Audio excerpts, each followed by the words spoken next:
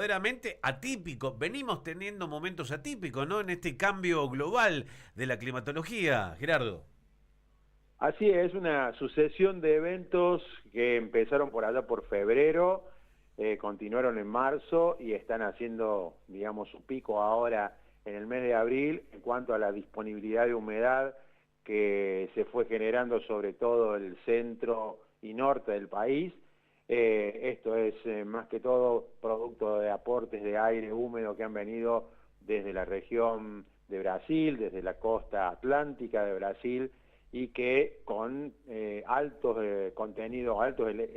contenidos de humedad en el aire han permitido que se hayan formado en cada una de las situaciones de inestabilidad tormentas, lluvias con milimetrajes muy abultados. Los lugares que han tenido una acumulación tan grande de milimetraje, como decía Cintia recién, respondieron a un evento muy particular que ocurrió después de una sucesión de días, prácticamente una semana muy calurosa y húmeda, y ahí fue donde mayor cantidad de humedad en todos los niveles tenía la atmósfera, y las primeras tormentas que se armaron tuvieron ese desenlace en cuanto a milimetrajes. No obstante eso, hay que pensar que este es un mes, en cuanto a lluvias, totalmente irregular a lo que es la normal.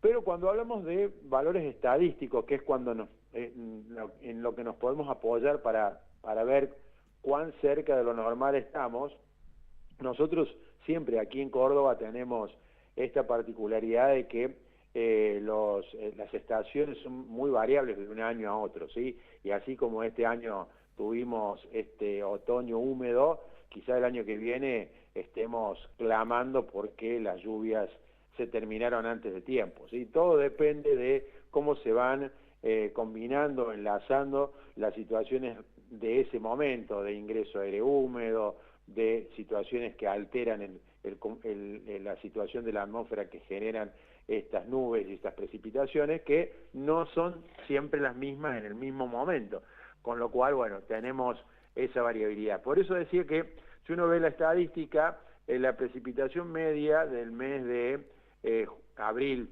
para Córdoba y alrededores es entre 60 y 70 milímetros, ¿sí? Y bueno, eso cayó en los primeros 10 días del mes, así que la mayoría tienen valores más altos de eso.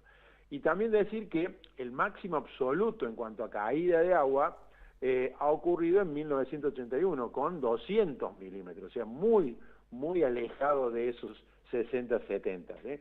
Ya cuando termine el mes de abril haremos la cuenta y veremos si hemos batido algún récord o bien estaremos bastante cerca. Yo creo que vamos a estar cerca. Lo que sí también este mes de abril tiene es muchos días nublados y con precipitaciones intermitentes, que no suman mucho milimetraje, pero que han alterado también un poco todo el balance de radiación, ¿sí? Muchos días sin sol, eso va bajando la temperatura del suelo, van cambiando las condiciones también de la temperatura del aire, así que bueno, ha sido para los meteorólogos una temporada de otoño, o sea, un comienzo de otoño bastante entretenido desde el punto de vista del seguimiento, ¿no? Gerardo, buen día. Cintia Vélez te saluda. Con estos datos que vos estás contando, ¿ya pueden pronosticar ustedes que los próximos meses van a ser muy húmedos para Córdoba? ¿O es muy... Bueno, más que un pronóstico es una visión de lógica, digamos, Bien, ¿no? Porque en realidad los meses que vienen son meses en donde ya el aire húmedo que viene de Brasil, que es el que tiene más alto contenido de humedad, deja de llegar, ¿sí? Es más, empieza a ser empujado por el aire fresco, que después se convierte en aire frío y un poco más seco, que empieza a llegar desde el sur, desde el Pacífico Sur, desde la Patagonia hacia el área central, y entonces como que los tipos de aire van cambiando, ¿sí? Y se van instalando más aires que son menos húmedos en cuanto a menos cantidad de humedad interna, ¿sí? Y más baja su temperatura. Pero ¿qué pasa?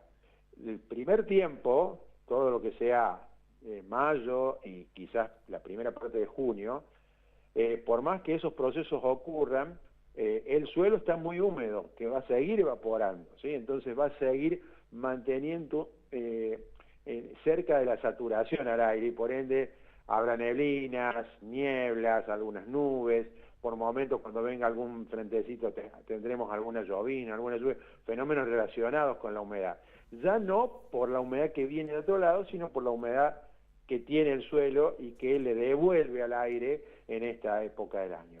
Y recién por allá, por julio, agosto, cuando empezamos a tener los eventos de sonda en la región de Cuyo, que levantan mucho la temperatura y bajan mucho la humedad y se empieza a desparramar ese aire por el área central, ahí quizás es cuando va a haber un quiebre en cuanto a contenido de humedad tanto en el aire como en el suelo. Pero bueno, es un proceso bastante largo, digamos, en el tiempo y por pronto, por ahora, no podemos pensar de que de un día para otro nos vamos a quedar en un aire totalmente seco y no va a haber más humedad que genere ninguna nube ni nada de eso. Bueno, creo que ante lo que nos cuentas, Gerardo, creo que también da a pensar que será distinto y eso lo que debemos aceptar, digamos, ¿no? O adaptar. Será un año distinto en todo aspecto porque creo que lo venimos lo venimos viviendo, ¿no? A veces la gente es reticente al cambio, pero lo venimos viviendo a esta adaptabilidad distinta, que por momentos llueve, por momentos está nublado, ahora sacamos la bufanda, pero el sábado estábamos realmente tal vez como más de primavera, digo, ¿no? Hay esas sensaciones. Claro, claro, es que en realidad cuando sale el sol, le veo que este aire no es un aire frío, o sea, se ha ido enfriando poco a poco, como decía, porque no ha tenido sol, hay muchas nubes y ha estado precipitando, entonces el suelo se ha bajado su temperatura y eso ha contagiado el aire, digamos, ¿no? Pero ni bien se abre un huequito entre las nubes, como no es un aire frío, uno siente enseguida que el sol impacta y levanta la temperatura y el día sábado tuvimos casi 28 grados de temperatura máxima, así claro, que claro. así es más o menos el juego que nos propone la atmósfera en este tiempo. Y sí, como vos decís, va a ser un otoño distinto y un comienzo de invierno distinto, porque uno dice, ¿y con esto no van a venir las masas de aire frío? Sí, seguramente van a llegar, pero cuando lleguen se van a, entre comillas, contaminar de esta humedad y quizás su impacto en cuanto a las temperaturas mínimas sea diferente a la de otros años, ¿sí? Tengamos por ahí heladas, porque nos queda el suelo muy blanco, pero temperaturas mínimas de -1, -2, -3 grados. En otros inviernos más secos no vemos ese manto blanco que se forma porque no hay humedad y las temperaturas son de -6, -7, -8 grados cuando llegamos al invierno. Así que bueno, va a haber que estar atento a las proyecciones porque justamente, y volviendo a la pregunta de Cintia, las proyecciones que tienen realidad en cuanto a qué temperatura va a ser, de dónde va a ser el viento, si va a llover, no va a llover, si va a estar nublado o no, no se pueden ver más allá de los 10 días. Entonces, todo lo demás que vaya a pasar es un poco una proyección lógica de lo que está ocurriendo ahora, pero no se puede hacer puntualidades sobre alguna situación porque en realidad si alguien cumple años, por ejemplo, el 1 de julio, hoy no le podemos decir cómo va a estar. Bueno, la verdad que sinceramente ha sido una explicación como siempre. Agradecemos la generosidad de Gerardo Barrera porque eso nos da un parámetro de poder aprender, Gerardo. Si hay algo importante en estos tiempos es nutrirse de conocimientos o al menos escuchar a los que verdaderamente nos enseñan. Agradezco, Gerardo, que tengas buen día.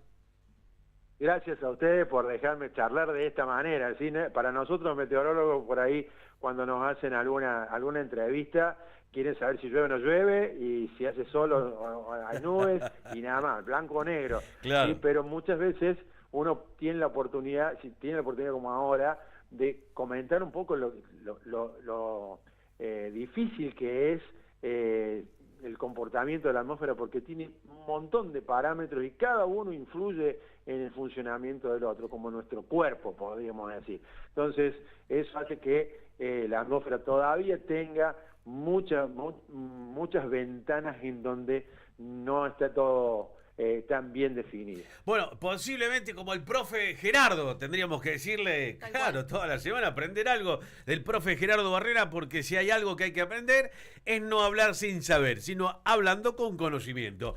Abrazo grande, Gerardo. Otro para ustedes. Chao, Gracias, chao. muy amable, el queridísimo Gerardo Barrera. La metrología aprendida aquí en Punto a Punto.